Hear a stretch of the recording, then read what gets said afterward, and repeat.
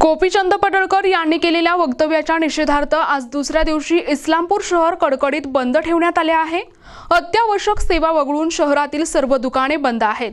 पडळकर यांच्या बेताल वक्तव्याचा निषेध करण्यासाठी कामेरी नाका आणि पेठ सांगली रोडवर राष्ट्रवादी शरद पवार गटाचे कार्यकर्ते आणि महिला कार्यकर्त्यांनी रास्ता रोको आंदोलन केले। आमदार गोपीचंद पडळकर यांनी केलेल्या वक्तव्यामुळे इस्लामपूर शहरात मोठा तणाव निर्माण झालाय। त्यांच्या वक्तव्याचा निषेध करण्यासाठी राष्ट्रवादी काँग्रेसने बंदची हाक दिली होती, ज्याला प्रतिसाद देत आज सलग दुसऱ्या दिवशीही शहर बंद ठेवण्यात आले आहे। शहरातील मुख्य बाजारपेठा, दुकाने आणि व्यावसायिक प्रतिष्ठाने पूर्णपणे बंद आहेत। या निषेध आंदोलनात राष्ट्रवादी शरद पवार गटाचे कार्यकर्ते आणि महिला मोठ्या संख्येने सहभागी झाले आहेत।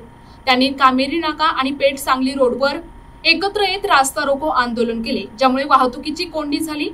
कोणत्याही अनुचित प्रकार टाळण्यासाठी इस्लामपूर पोलिसांनी शहरात चोख बंदोबस्त ठेवलाय। महत्त्वाच्या चौकांमध्ये आणि संवेदनशील ठिकाणी पोलिसांचे अतिरिक्त पथक तैनात करण्यात आले आहे। जोपर्यंत पडळकर यांच्यावर कारवाई होत नाही तोपर्यंत आंदोलन सुरूच ठेवण्याचा इशारा कार्यकर्त्यांनी दिला आहे। NTV news Marathi, Sangli.